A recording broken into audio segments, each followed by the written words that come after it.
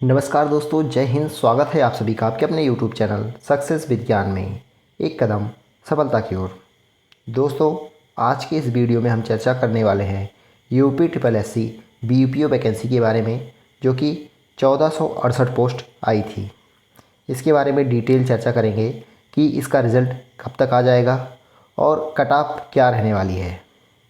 तो सबसे पहले हम रिज़ल्ट कब आएगा उसके बारे में चर्चा करेंगे, उसके बाद डिटेल एनालिसिस करेंगे, उसके बाद कट ऑफ आपको बताई जाएगी। तो सबसे पहले रिज़ल्ट कब आ रहा है, तो 22 जून को जो कुछ अभ्यर्थी वहाँ पे यूपी ट्रिपल एससी आयोग गए थे तो उनको बताया गया था जुलाई लास्ट या फिर अगस्त में।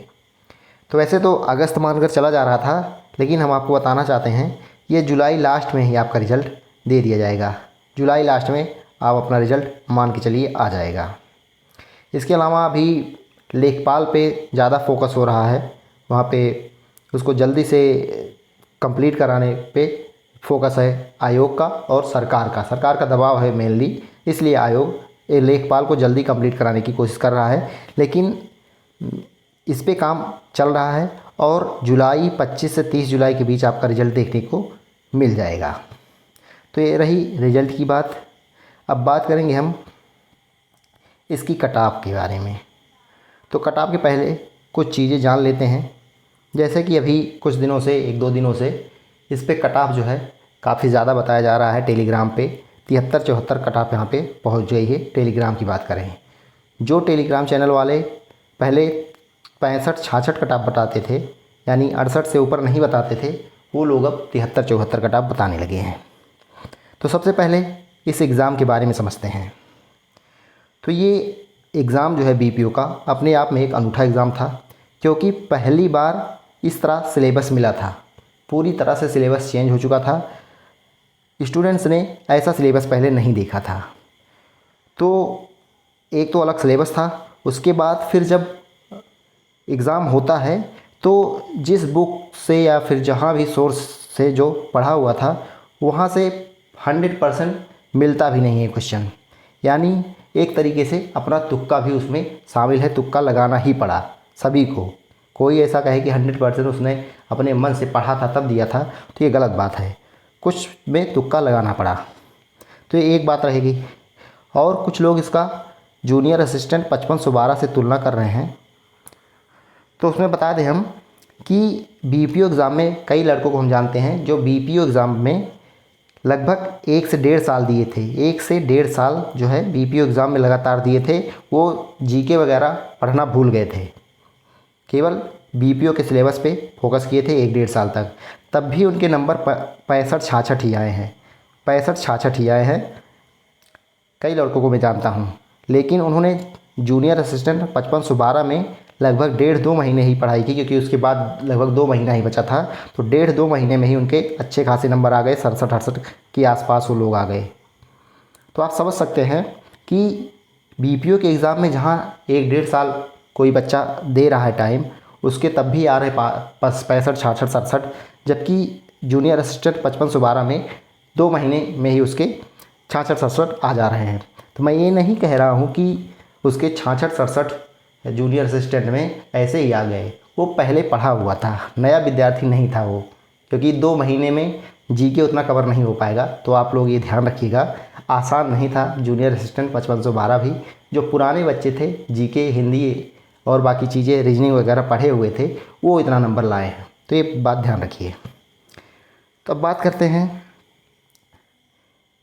कि कट ऑफ क्या रह सकती है इस बेसिस पे। पेपर तो टफ था, इसमें कोई दो राय नहीं है। 1468 ही वैकेंसी है, 1468, और लगभग 6000 लोगों को डीवी के लिए बुलाया गया, और 59 से थोड़ा कम कट ऑफ रही इसकी डीवी के लिए।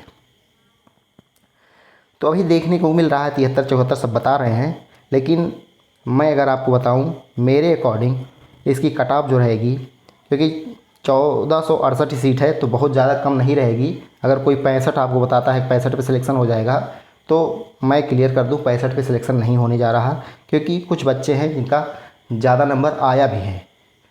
वही बात होती है कि कुछ ऐसे क्वेश्चन थे जो टेक्निकल थे, अपना दिमाग लगाना था उसमें। तो उस टाइम जिसका वहाँ पे एग्ज़ाम हॉल में दिमाग काम कर गया और सही तुक्का बैठ गया तो ज़्यादा नंबर आ गया उसका। तो कट ऑफ की बात करें, एग्जैक्ट तो नहीं बताऊंगा, लेकिन 69.50 ±1 रह सकती है। अभी के अकॉर्डिंग यही मान के चलिए, यानी 68.5 से नीचे कट ऑफ मुझे अब नहीं लग रही है, क्योंकि कई बच्चे पढ़ने में भी सही हैं, उनके 70 के ऊपर भी हैं। लेकिन जो लोग बता रहे हैं कि 73-74, अगर इतनी कट ऑफ जाती है तो भैया क्लियर कर दे रहा हूँ, अगर इतनी कट ऑफ गई तो समझ लीजिए खेला इसमें हो चुका है। क्योंकि ऐसा पेपर नहीं था कि इसमें 73-74 कट ऑफ चली जाए। 70 जा सकता है, क्योंकि 1468 ही सीट है और बहुत बच्चे पढ़ने वाले होंगे भी, बहुत लोगों का सही भी हो गया होगा कुछ लास्ट में, तो इतना जा सकता है। लेकिन 73-74 जो है कट ऑफ हमें फ़िलहाल हजम नहीं हो रही है। मेरा यही कट ऑफ रहेगा 69.5 ±1। और बाकी कैटेगरी वाले अपना EWS वाले लगभग 2.5 नंबर कम कर लेंगे, 2 नंबर आप OBC का कम कर लीजिए, बाकी SC ST का थोड़ा कम रहेगा। यही कट ऑफ रहेगा, आप देख लेंगे। अगर ज़्यादा कट ऑफ जाता है, जैसा कि टेलीग्राम पे बताया जा रहा है 73-74, तो समझ लीजिए खेला हो चुका है, इसमें आप कुछ कर नहीं सकते। क्योंकि वही टेलीग्राम वाले अभी कुछ दिन पहले तक 67-68 पे सिलेक्शन करवा रहे थे, जबकि तब भी उतने पे नहीं हो रहा था, अब भी नहीं हो रहा है। यही मान के चलिए, अगर आपके 70 के आसपास हैं तो आप सेफ़ हैं, नहीं तो कोई बात ही नहीं। अगर खेला होना होगा, खेला हुआ होगा, तब तो भैया जितना जाना होगा जाएगा, आप उसमें कुछ नहीं कर सकते हैं।